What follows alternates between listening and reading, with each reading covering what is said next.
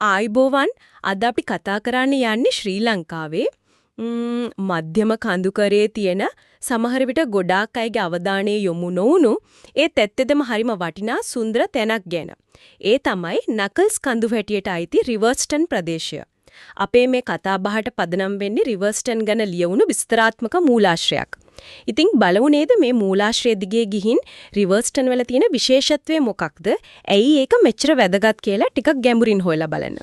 ඇත්තම රිවර්ස්ටන් කියනකොට ඒක පිහිටලා තියෙන්නේ මධ්‍යම පළාතේ මාතලේ දිස්ත්‍රික්කය. මාතලේ ඉඳලා කිලෝමීටර් 28ක් විතර. ටිකක් දුෂ්කර ඒත් හරිම ලස්සන පාරක ගියාම නකල් සංරක්ෂණ වනාන්තරය ඇතුළේ තමයි මේ ප්‍රදේශය තියෙන්නේ. හරි.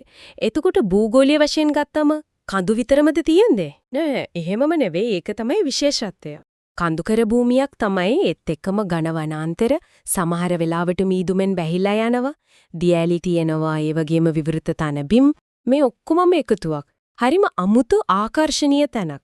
ශ්‍රී ලංකාවේ අර සිසිල් සෞම්‍ය කඳුකර පරිසර පද්ධති තියෙන්නේ. අන්න ඒ වගේ කදිම උදාහරණයක් තමයි රිවර්ස්ටන් කියන්නේ. මුලාශ්‍රයේ තියෙන හරිව රසවත් දෙයක් රිවර්ස්ටන් වලට කියනවලු කුඩා හෝටන් තැන්න කියලා. ඒ ඇයි කියන්නේ හෝටන් තැන්න එක තියෙන සම්බන්ධය. මොකක්ද ඒක අර පිටවල පතන කියලා තැනක් ගැන කියනවා. ඒ නම ඇත්තටම නිකම්ම පටබැඳුන එකක් නෙවෙයි. හෝටන් තැන්නේ තියෙනවල අර හදිසිය පහලට එන ගැඹුරු බෑවුම්, ලොකු විවෘත තැන්, උස් තනබිම්. අන්න ඒ වගේ ලක්ෂණ රිවර්ස්ටන් වලත් තියෙනවා. විශේෂයෙන්ම අර පිටවල පතන කියන හරියේදී ඒ සමානකම හොඳට පේනවා. ඒ වගේම තමයි සුළං සහිත සිසිල් දේශගුණයත්. ඒ ජෛව විවිධත්වයත් එක්ක බලද්දි තමයි ඒ නම හැදිලා තියෙන්නේ. එදුකු පිටවල පතන කියන්නේ. එතන හිටගෙන වටපිට බැලුවම අර නකල්ස් කඳු වැටියේ අනිත් කඳු පහළ තියෙන නිම්න හරිම ලස්සනට පුල්ලුල් විදියට පේනවා. ඒ නිසාම තමයි සංචාරකයන් ඒවා හරි ආසතනක්. හරිම ලස්සනයි යන කඳු නැගීමේ අවස්ථා ගැනත් මූලාශ්‍රය කියන රිවර්ස්ටන් කඳු මුදුනට යන එකයි එතන තියෙන කුඩා ලෝකාන්තය කියන තැනයි ගැන. ඒ ගමන කොහොමද? අර දර්ශනීය. ඒක ඇත්තටම හෝටන් තැන්නේ වගේද? කඳු නගින්න කැමති කෙනෙක්ට නම් අනිවාර්යයෙන්ම යන්න ඕන තැනක්. අර කලින් කියපු පිටවල පතන තියෙන්නේ එතන ඉඳලා තමයි රිවර්ස්ටන් කඳුන් මුදුනට. ඒ කියන්නේ පීක් එකට අඩිපාර තියෙන්නේ. දුර කිලෝමීටර් 2කමාරක් විතර වෙයි. පාර හොයාගන්න අමාරු නෑ, සලකුණු කරලා තියෙනවා. ඒත් සමහර තැන් ටිකක් පටුයි, ගල්මුල් හැම තියෙනවා. ඉතින් පොඩි අභියෝගයක් නැතුවම නෙවෙයි. ඒත් ඒක තමයි විනෝදය. කුඩා ලෝකාන්තය. ඔව්. කුඩා ලෝකාන්තය ඒකත් හෝටන් තැන්නේ ලෝකාන්තය වගේම තමයි. එක පාරටම අඩි 10 ගාණක් පහලට ප්‍රපාතයක්. ඒත් මෙතන දර්ශනය වෙනස්. නකල්ස් කඳුවටියේ අනිත් කඳු මුදුන් පේනවා, තේවතු පේනවා, පහළ නිම්න. සමහර වෙලාවට මීදුම අඩු වෙනකොට හරිම පැහැදිලි ඒක. ඒක හරිම විශේෂ අත්දැකීමක්. හෝටන් තැන්නට කොහෙත්ම දෙවෙනි නෑ. ඒ කියන්නේ රත්තොට පැත්තෙන් එනකොටත් බලන්න තැන් තියෙනවා. ඔව්. රත්තොටින් ඉඳන් රිවර්ස්ටන් එන පාරෙත් තියෙනවා. අර එල්ලෙන පාලමක් තියෙන බඹරකිරි එල්ල හම්බ වෙනවා. ඒකත් හරි දස්සනයි. ඊට පස්සේ අර රිවර්ස්ටන් ටවර් එක තියෙන තැන ඒක කුළුණක් උඩට නැග්ගම අර කුඩා ලෝකාන්තයේ දර්ශනය තවත් හොල්ලට බලන්න පුළුවන්. එතන පොඩි කඩ දෙක තුනකුත් තියෙනවා. උණුත එකක් එහෙන බොන්න පුළුවන්. හරි. කඳු මුදුනයි කුඩා ලෝකාන්තයයි විතරක් නෙවෙයි තවත් දියෑලි ඔයවල් ගණත් මූලාශ්‍රයේ තියෙනවා. සේරැල්ල, තෙල්ගමු ඔය. ඒ ගැන මොනවද කියන්න තියෙන්නේ? සේරැල්ල කියන තවත් ලස්සන දියැලක්. හැබැයි ප්‍රධාන පාරෙන් ටිකක් ඇතුළට යන්න ඕන. කිලෝමීටර් 9ක් විතර. ඉස්සර නම් පාර ටිකක් අබලන් ඒත් මූලාශ්‍රය කියනවා දැන් ඒක හදලා තියෙනවා කියලා.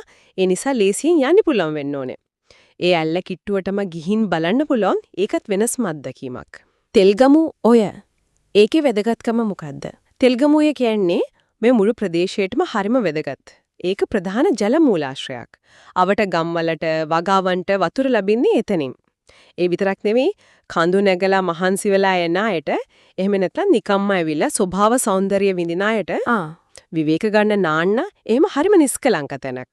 තෙල්ගමු ඔය අයිනේ ඉඳන් බලනකොට අර පේන මානිගල කන්දත් ඒකත් රිවර්ස්ටන් වල සුන්දරත්වයට ලොකු දෙයක් එකතු කරනවා. හරි. එතකොට අපි දැන් කතා කරමු මේ ප්‍රදේශයේ පාරිසරික වටිනාකම ගැන.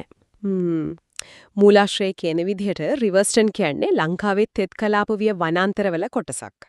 ආවේනික ජීවීන් ගොඩක් ඉන්නවා කියලාත් කියනවා. මේ ජෛව විවිධත්වය ඒක කොයි වගේද? මොනවද විශේෂයෙන් ඉන්නේ? මෙන්න මේක තමයි රිවර්ස්ටන් වල තියෙන පුදුමාකාරම දේ. ඒ ජෛව විවිධත්වය මුළු නකල්ස් කඳුවැටියම ලෝක උරුමයක්නේ. රිවර්ස්ටන් කියන්නේ ඒකේ හරීම සංවේදී වටිනා කොටසක්. මෙහි තියෙන වනාන්තර එම ඇතුලේ ඉන්නව ශ්‍රී ලංකාවට විතරක් ආවේනික. ඒ කියන්නේ ලෝකෙ වෙන කොහෙවත්ම නැති ජීවී විශේෂ ගොඩක්. ඒ අයට මේක ආරක්ෂිත නිවහනක්.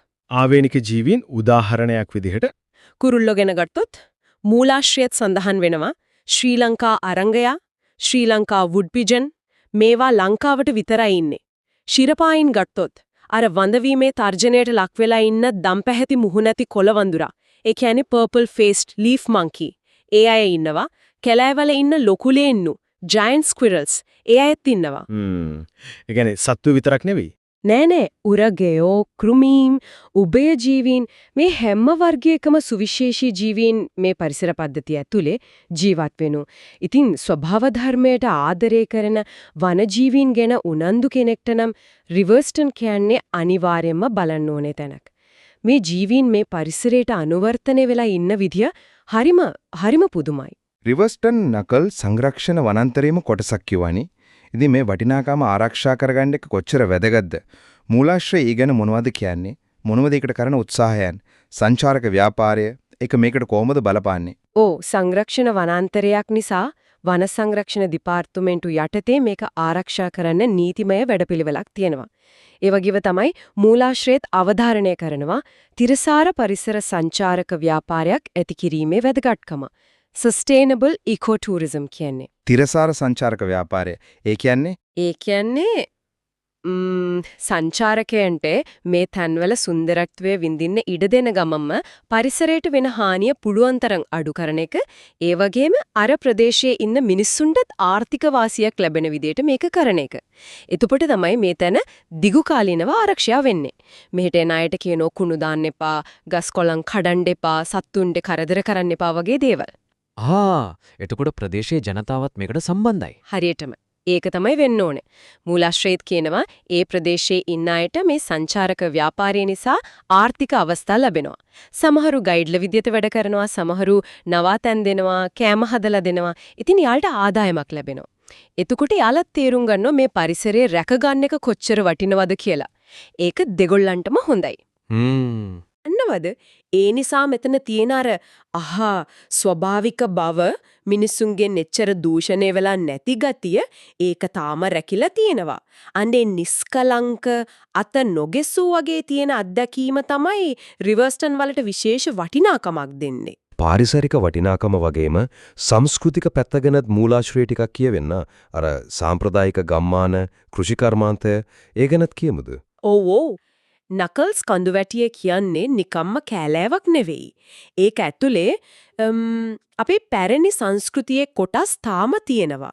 රිවර්ස්ටන් නවට නකල්ස් කඳු බෑවුම්වල තාමත් සාම්ප්‍රදායික ගම්මාන කීපයක්ම තියෙනවා. ඒ මිනිස්සු පරම්පරා ගානක් තිස්සේ එයාලටම ආවේනික විදිහට ජීවත් වෙන්නේ. කෘෂිකර්මාන්තය තමයි ප්‍රධාන. කෘෂිකර්මාන්තය කිව්වේ විශේෂයෙන්ම අර හෙල්මලු ක්‍රමයට කරන වී වගාව ටෙරස් කුඹුරු කියන්නේ කඳු බෑවුම් පඩිපෙලක් වගේ කපලා හදපු කුඹුරු. බාන්නත් හරිම ලස්සනයි. මූලාශ්‍රය කියනවා අර තෙල්ගමුවයාවට නිම්න ප්‍රදේශය මේ හෙල්මලු වගාවට හරිම ප්‍රසිද්ධයි කියලා. මේක අවුරුදු 100 ගාණක් පරණි පරිසරයටත් හොඳ අපේ මුතුන් මිත්තන්ගේ කෘෂිකාර්මික දැනුම පෙන්නන අපූර්ව ක්‍රමයක්. ඒකත් රිවර්ස්ටන් ප්‍රදේශයේ සංස්කෘතිකානන්‍යතාවයේ කොටසක්. එහෙමනම් මේ කතා කරපු හැම දෙයක්ම එකට ගත්තම රිවර්ස්ටන් කියන්නේ මොන වගේ තැනක් කියලාද අපි අවසාන වශයෙන් කියන්න ඕනේ? රිවර්ස්ටන් කියන්නේ ඇත්තටම කිව්වොත් ලංකාවේ හැංගිලා තියෙන මැණිකක් වගේ තැනක්. හිතා ගන්න බැරි තරම් ලස්සන ස්වභාවික දර්ශන, කඳු නගිනවා වගේ ඇඟට පතට දැනෙන අත්දැකීම්, හිත සංසුන් කරන නිස්කලංක බව, ඒ වගේම අර කිව්වා වගේ ලංකාවට විතරක් ආවේනික සත්තු, පැලෑටි පිරිච්ච ජෛව විවිධත්වයක්, පැරණි සංස්කෘතියක සුවඳ මේ ඔක්කොම එකට එකතු වෙච්ච තැන. ඒ වගේම අර කලින් කිව්වා වගේ අනිත් ජනප්‍රිය තැන්වල තියෙන සෙනග කලබලෙන් මිදිලා සෝබාදහම එක්ක ටිකක් තනියම කිට්ටු වෙන කමටි කෙනෙක්ට රිවර්ස්ටන් කාලේ නියම තැනක් නේද? හරියටම ශ්‍රී ලංකාවේ මධ්‍යම කඳුකරය. ඒකේ සුන්දරත්වය, ඒකේ විශේෂත්වය වෙනස්ම විදිහට අත්විඳින්න පුළුවන් තැනක් තමයි රිවර්ස්ටන්. එහෙමනම් අවසාන වශයෙන් ශ්‍රාවකයාටත් හිතන්න මෙහෙම දෙයක් ඉතුරු කරමු. අපි දැක්කනේ හෝටන් තැන්න වගේ තැන්තරම් ප්‍රසිද්ධ නැති වුණාට රිවර්ස්ටන් වලට ආවේනික සුවිශේෂී පාරිසරික සංස්කෘතික වටිනාකමක් තියෙනවා. එතකොට ඒ වටිනාකම ඒ කියන්නේ අර පෞරාණික ගතිය මිරිසුන්ගේ බලපෑම ආඩු ස්වභාවය ඒක නැති වෙන්න නොදී ඒක ආරක්ෂා කරගන්න ගමන්ම තිරසාරව වගකීමෙන් යුතුව මේ තැන සංචාරකයෝ අතර ජනප්‍රිය කරන්න පුළුවන් වෙන්නේ කොහොමද?